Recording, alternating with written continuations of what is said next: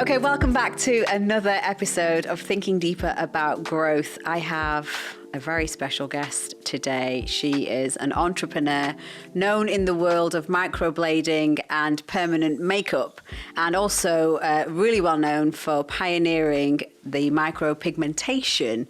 This lady is Karen BETTS. Welcome to my show, Welcome. Karen. Thank you for having me on your show. So I want to start off right from the beginning because your story is very interesting from what I know. It started off in a very small salon where you were renting a room from a tattoo artist. Can you tell me what happened? Yeah, I rented. I had the hair and beauty salon, and the tattoo artist rented the room from me. Oh, right, correction. And, Get it right. Never mind. And I had a friend at the time, and she was diagnosed with breast cancer. So I went into the tattoo artist's room.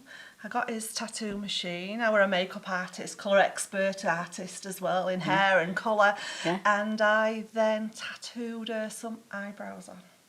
Not only did I tattoo her some eyebrows on, I actually tattooed her areolas on as well. I had to learn how to do the areolas, by the way, so I had to buy a few magazines from the shop.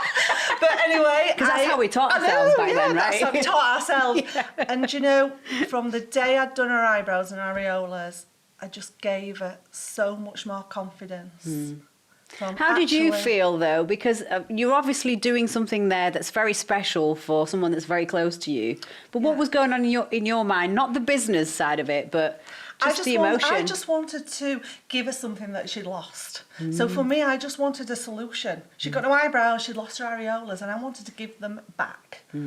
And I did. And I just knew from that day, that was like a good 25 years ago, I just knew that this were a career for me, and I got to give that emotional feeling to more women as well, and males in this world. And that's where my career started.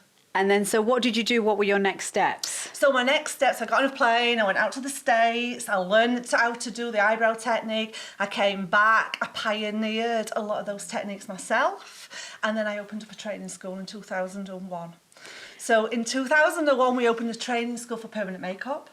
We moved on, we then developed more training courses. I wanted a course for somebody who got no eyelashes, because people, when they'd had cancer, got no eyelashes, and then I were involved with people who got alopecia, so no eyelashes. I didn't find a solution for those ladies, but what I did find is a solution for the world to then develop a lash extension and the lash lifting, our LVL, lash lifting training courses and treatments, what we do today. And we've HD brows is your thing, isn't it? Yes. So then we moved on to HD brows, which were a 7-step designed beautiful brow treatment, which was not permanent makeup or microblading. And all these years later, we've now trained over 40,000 salons in the UK and worldwide. So not only have we trained those salons, we've given those people a career. They now can go on and give their clients the confidence, you know, for having these treatments done, making them feel pretty, feel better in themselves when they have the treatment. What I absolutely love listening to you is the passion that I feel that's coming from within. Business is always seen around making money, success, but this is about passion for you, isn't it? Do you know what? It's all about passion. So success comes with the passion, and when there's nothing more I like, well, nothing more I prefer than just looking at somebody's face. You know, when you've done a great treatment, and just the face, and also the tears on the difference it can actually make to somebody's life. I can change people's lives just by doing, I would call simple treatments, but they're not, they're advanced treatments, so we can really change people's lives. One of the people's lives I changed was a young guy who got strep A. A guy called Alex Lewis. Have you heard or seen Alex Lewis? Yeah. He lost all his limbs, and he lost all this part of his face. So it had to be reconstructed from his shoulder. Wow. And I was doing he actually came for a consultation, and he said to me, can you actually do anything? He'd just got a slit, that's all, really white, no colour to all this area. And I thought, well, if I can't do anything, I don't know who can. So, I love that answer. So I'm always a solution person. Yeah. Let's find a solution. Let's see what we can do. And the first day that he came in for a treatment, he was being filmed. So as we were being filmed, I heard him in the waiting room saying on camera that I've come here because Karen's going to make me normal again. And I want pressure. I want to be able to kiss my son because my son's really scared. Oh, gosh. That's how I felt, and I was like, yeah, I can do this. Without a doubt, I can What was do going this. on in your mind at that moment? Because you've overheard something that you probably didn't think you were listening to. That's correct. So I actually just thought, I'm somebody that I take things step by step. I'll look and think, what am I going to do? What's my first step? Then I'll build onto it. And that's how I've built my business. How do I start? And so when he came in, I thought, well, this is what I need to do to start. I'd got a TV crew all there filming. I'm thinking, okay, you've got this, Karen. 12 months later, this guy, you cannot tell, he's got he looks stubble, amazing. he's got lips, and you know what I loved? That his son just loved and kissed and cuddled him again. That must be And so rewarding and fulfilling. And do you know for what? you. That's one of the most rewarding things. Just knowing what difference you can change and make to somebody's life. When you were actually looking at some of these people, when you were going into the LVL, but just before that, and you were looking at finding solutions, as you said, you're a solution person. How did you feel because to research people going through cancer must have been quite a challenging experience. Yeah. It was, but I were around people going through cancer because my background, I at college did wig making, so I were around a lot of people with alopecia and who needed hair. So that's how I started because I actually designed them their hair pieces. So it were a challenge, but I love challenges. I'm a challenge person, so for me, I want to give solutions. So do you think people need to prepare for challenges? Because challenges can take an individual one of two ways. Yeah. Do you prepare for your challenges, or do you just stand and face them because you know you'll get over them? Do you know what? I can tell you a little secret. Any of my challenges, We love secrets. My challenges. Tell you what I do. I get my sticky notes out. I get sticky note. I'm like, right, where's my challenge? What am I going to do? How am I going to overcome this? What do I need to do? How am I going to get there? What's my plan? So what do I need to do first? And I get my sticky notes, I stick them all on the walls. I'm like, what's urgent, what's important? What happens when you hit a hurdle? You just seem such a happy-go-lucky person. To me, I don't do stress. Stress is like, why do we want to do stress in his life? We've got too much of that going off around the rest of the world. So to me, it's like, just break it down. And actually, when I get to that little bit of that boundaries of, maybe I'm tipping over it, I go, right, what am I going to do for the next hour? That's all I think about, the next hour. Interesting. Nothing else. I just go, what am I going to achieve? So nothing before, nothing after. ahead. What am I going to just achieve in this next in the 1 present. hour? That's it. And then I go, So it's very conscious living, isn't it? Yeah. Where does that come from? Being extremely busy. Being extremely busy and having over 1,000 tasks all the time. It's almost contradictory, though, Yeah. because if you're really busy, how on earth are you ever in the moment? Do you know, I've really got a great system that I work with online, a digital system, and I put everything what's in my head into a system, so I have nothing in my head. Right. All goes in my system, then I prioritise. You're quite compartmentalised as a Absolutely. person. Every morning, every night. Is that in your personal life as well? Absolutely. Yeah. Didn't even take a breath. Even down to my life plan. I know what I'm going to do in 5 years' time, where I'm going, what holidays, I know what I'm going to achieve.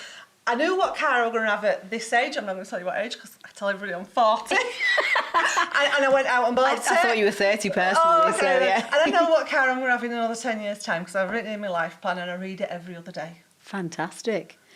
So when we talk about goal setting, how do you keep that alive? I know you say you've got a life plan and you look at it all the time. Are you a visual person? Are you someone that needs to listen to stuff? Yeah, I'm a visual person. When it comes to writing, I'm dyslexic.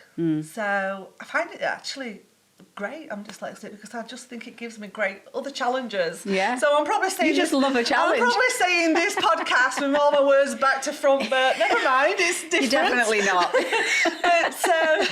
I'm dyslexic, So writing something down is a little bit harder for me than visual. So I just like loving pictures. I love that mood board pictures. I love strategizing, but it's always in pictures. So, and I love doing planning. So I know where I'm going.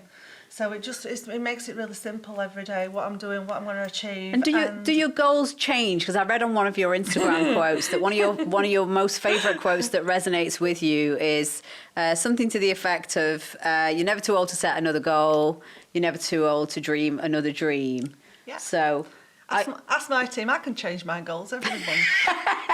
every day, every hour. Every month, and it's like that. Right, we're going a different direction now, and I think, well, that's it. I keep on the toes. So you know what? I do have goals, and I'm going to go. I'm never fearful of trying anything. I always say, don't be fearful, because I would always like to have tried, and I want to say failed. Yeah. Because I've failed so many times. Believe it or not. Are you sure? I don't believe you. Give me an example. I can give you a great example. 2016, I found with one of my brands, HD Brows, I'd actually took a back step from HD Brows. I'd been asked to be the non-exec director. I was like, okay, I'll carry on. I've got my other brands. This is what I'll do. Then I found out I was millions of pounds in debt because I'd actually taken a back step and we were bankrupt. So everything I'd earned for, getting to the age that I'm like, right, and a really great retiring age, I thought to myself, I took a back step, took my eye off the ball, 50% shareholder, my fault, big problem. And I was like, okay, so it looked great, we're all massive, the direction looked like we were going right, and then I come back into the brand when lots of people were asking me about, like, what about the payments? You're not paying this, you're not paying that, Karen. So I took a back step, and then I brought my other accountant in. Boom, you're that much millions of pounds in debt. I was bankrupt. Everything I'd earned, I'd lost, if I wanted to put it that way. But I was like, no, I'm going to take this brand on, and I'm going to own this brand. I weren't the face of the brand, I was the backbones behind the scenes. And I thought, I'm going to take this brand on and I'm going to push this brand because I'm going to make that money back. There's so many people who we owe money to. They're going to go bankrupt. Their staff are not going to have a job. I've got a responsibility here and I'm going to do this. So what happened? It took me over a good few years to get that money back. Everybody got paid. But in my head I thought, if I can make that money, then I can profit that money. And here we are. Here we are. So here we are today. However, there were a little bit of an hiccup in between because we just got back on to being solvent and then COVID hit. Yeah. That big C word. Oh, yeah. And so then I get told the word, well, Karen, this was before the government were blowing us furlough. You've got 9 weeks. I'm like, here we go again. 9 weeks. That's what cash. But you love a challenge. And now we're like, go guys, come on, we've done it once, we'll do it again. And we absolutely thrived. Considering 99% of our work were face to face. It was like, what are we going to do? I'm not going bankrupt. Grandma, what am I going to do? Oh, Grandma, help me, what am I going to do? So we went back to the drawing board, but this time I got my amazing team all working the butt off. Well, not butt, the fingers. Yeah. Well, I have a butt and fingers off. And we actually thrived, we got through it, improved by 64% on the year before. And then we had somebody knocking on the door saying, Karen, we want to acquire you. Fabulous. And so we went through an acquisition last year. And so is that where, was that the pinnacle for you? That's the pinnacle for me, but that's not where I'm stopping. No. Yeah. I'm the CEO, but there's lots more to come. I'm going to build those brands. What should we look out for? We're going to be a £1 billion brand one day, so that's what you need to look out for. We're going to be on everybody's lips. We're going to be world leaders. I believe you. We will. I honestly believe you will do it. And you know, as well, it's not that. I want to make those staff, the team who's like really worked hard for many years, I want to help them be wealthy. Yeah. Amazing. You are truly an amazing person. Thank you so much for being on my podcast. You're welcome. I don't think I've given you a chance to speak. That's a good podcast in my eyes.